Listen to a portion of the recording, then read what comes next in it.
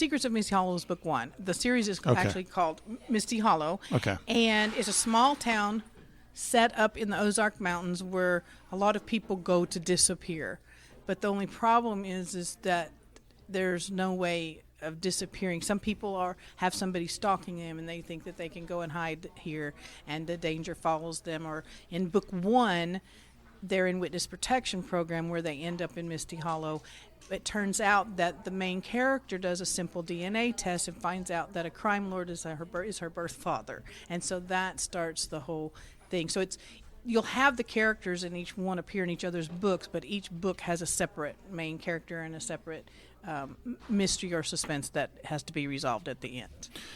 Seems to me, in whether it be one of these more suspenseful type of books or even the cozy mysteries, the challenge, and I know I have a fondness for those types of books. There has to be an incredible amount of research as well as precision to be able to make sure that you keep all your facts straight. It seems like. I love notebooks and Post-it notes, and I have an outline that I keep on Word documents, so I have them in several places, and I will have an outline for book 1, and I'll have an outline for book 2, and then I go back and forth to make sure that, this particular character still has blue eyes in book 3, where they had, in book 1, or the owner of the town's diner got the proper name, and it's like might have been Mabel in book 1, or I might have changed it to Lucy in book 3.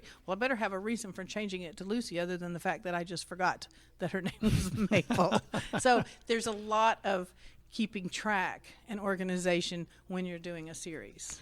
So you talk about the Christian worldview foundation of the books that you write, whether it be Christian market, and using the marketing term Christian market or general market, whatever the case may be. Tell me about your own approach. How does your Christian faith influence the books that you write? Well, there's no sex in the books. There's no cursing in the books. There's church attendance in the books. There's prayer in the books, and they may be working through a spiritual journey, but it's not going to be preachy.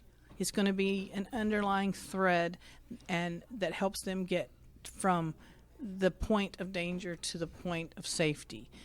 And there's always the romantic interest, so you keep it clean, but then the way that the people react to certain situations, there's always hope.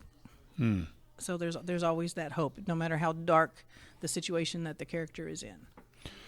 And it seems like you have to be very careful because you talked about your character in the Tail-Waggin mysteries, how she kind of develops this viewpoint of the world and really gains a keener sense of the evil that is in this world. And obviously that's an element when you're talking about mystery and suspense and death and things like that.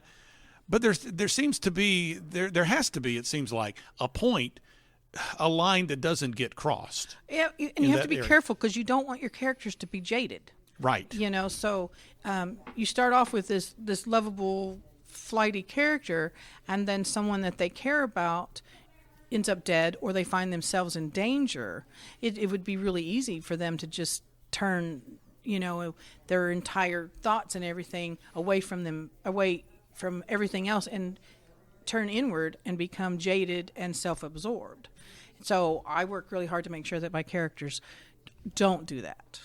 It seems like that hope, and of course we as Christians know that as hope in Christ, but that whole concept of hope, that to me seems like that's kind of the compass of the North Star that you use to kind of guide what you do. I mean, if you have a stalker, let's say in one of the books there's a stalker, and you don't have the hope that you can get out of that, then why even try to run?